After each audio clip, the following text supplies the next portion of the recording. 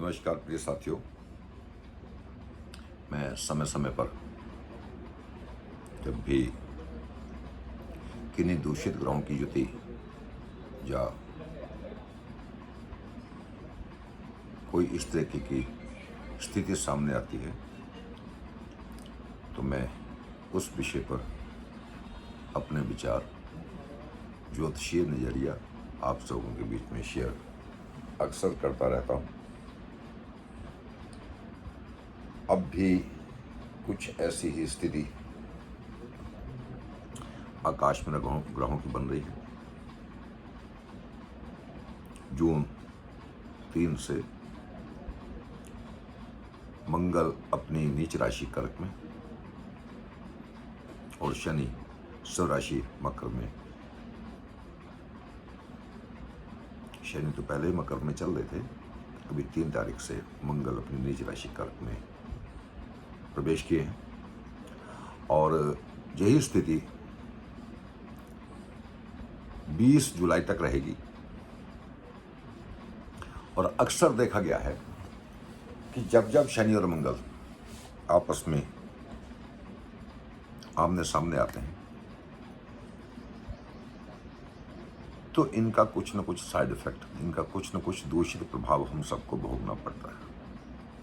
अब इशू ये होता है, देखने वाली चीज़ ये होती है कि किस राशि में या किस राशि में इन दो ग्रहों का आपस में दृष्टि संबंध हो रहा है, दृष्टिपात कौन कौन सी राशियों में रहकर एक दूसरे के ऊपर दिखा रहे हैं। और जिस राशि में रहकर जो एक दूसरे के ऊपर दृष्टिपात करते हैं उसी राशि पर इनका प्रभाव होता है। तो मौजूदा स्थिति में ऑलरेडी मकर राशि में शनि महाराज संचार कर रहे थे और 3 जून से मंगल का कर्क राशि में प्रवेश करना और कर्क सिंह कन्या तुला वृश्चिक धन मकर 7वीं राशि, मकर से कर्क 7वीं राशि, एक दूसरे की दृष्टि। तो इस स्थिति में हम जो देख रहे हैं कि मेष राशि वाले जिनका 4th हाउस में कर्क राशि है जिसमें मंगल प्रवेश कर चुके हैं और 10th हाउस 10वीं राशि में मकर है जिसमें ऑलरेडी शनि चल रहे हैं। तो हम ये मान लें कि शनि अपनी राशि में अति प्रबल और मंगल अपनी नीच राशि कर्क में अति क्रोधी या अति क्रूर या अति दूषित। इस स्थिति में क्योंकि 4th एंड 10th हाउस जो होता है ये हमारे हार्ट से रिलेटेड हमें ये प्रॉब्लम देता है। अति सावधान रहने की जरूरत है मेष राशि वालों को, बहुत ज़्यादा अलर्ट रहने की, बहुत ज़्यादा सतर्क रहने की जरूरत है। और इसके साथ में मिथुन राशि वालों की स्थिति यह है कि उनके 2nd हाउस में नीच राशि का मंगल और 8th भाव में शनि उनके ऑलरेडी चल ही रहा है। तो अक्सर देखा गया है, मेरा अपना तजुर्बा है क्योंकि मैं इतना टाइम हो गया ज्योतिष में, आज 35-40 साल हो गए, तो ग्रंथों के अध्ययन से ज़्यादा मेरा खुद का अनुभव जो है मैं उसको अपने ज्योतिष में ज़्यादा अप्लाई करता हूँ। तो मैंने ये महसूस किया है कि 8th हाउस और 2nd हाउस में जब जब शनि और मंगल आमने सामने आते हैं तो ये स्ट्रोक की बीमारी देते हैं, पक्षाघात जिसे कहते हैं, पक्षाघात, अधरंग। 2nd हाउस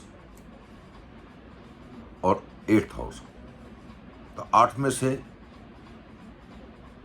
7वीं राशि 2nd में आती है और 2nd से 7वां 8वां आता है। तो शनि मंगल सबसे ज़्यादा 4th 10वें में नुकसानदायक, हार्ट को प्रॉब्लम दे सकते हैं। उससे कम 2रे और 8म में, विशेष करके जब शनि महाराज 8म में हो तो ये अधरंग की स्थिति पैदा कर सकते हैं, शरीर में सुन्नपन कर सकते हैं। और 12th और 6th हाउस में भी जब शनि और मंगल की युति होती है ये नुकसान देते हैं, किंतु वहाँ नुकसान कम देते हैं। जो मार्क भाव है 8वां और दूसरा, ये ज़्यादा माना गया है। 12th में और 6 में जब ये आते हैं तो ये खर्चा करवा कर छोड़ देते हैं, किंतु अष्टम में और द्वितीय भाव में जब शनि मंगल की युति बनती है तो ये काफ़ी ज़्यादा हानिकारक होती है। और इससे ज़्यादा हानिकारक होती है 10th में और 4th में जब शनि मंगल की युति होती है। तो इस समय मेष राशि वालों के लिए 4th 10th से, चौथे 10वें से शनि और मंगल आपस में एक दूसरे पर दृष्टिपात कर रहे हैं, जो अति हानिकारक है।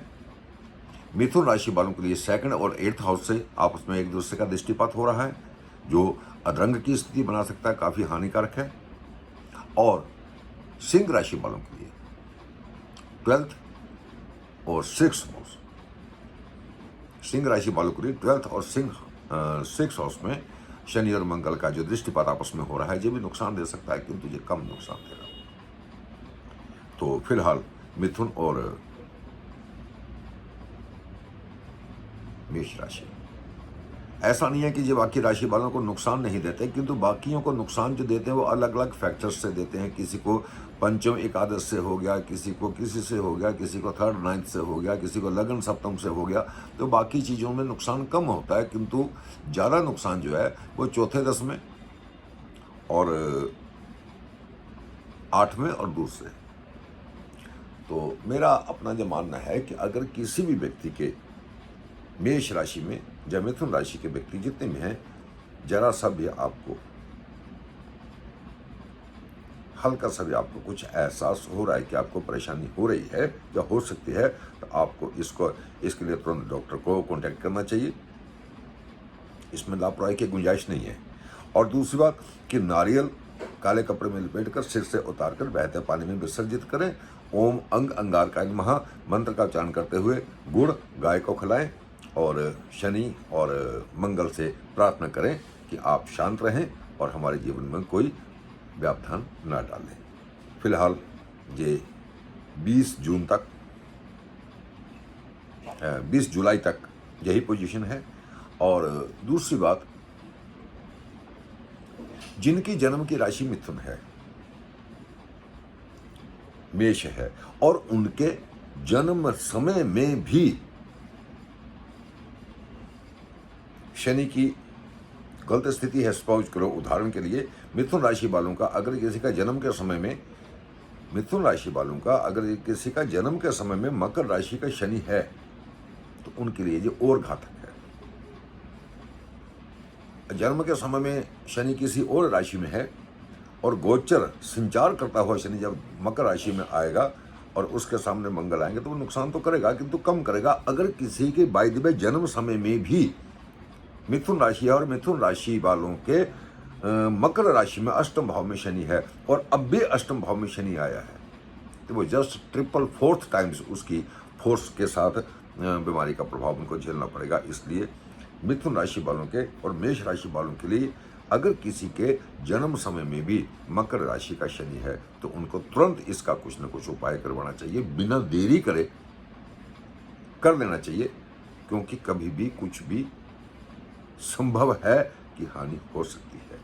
इन शब्दों के साथ अपनी वाणी को विराम देते हुए उन्हें ये कहूँगा कि जब जब ऐसे ग्रहों की युति बनेगी, तो मैं यथासंभव कोशिश करता रहूँगा कि मैं इन परिस्थितियों को आप सबके साथ शेयर करता रहूँ। और सर्वे भवन्तु सुखिनः सर्वे सन्तु निरामयाः, इसी भावना के साथ नमस्कार।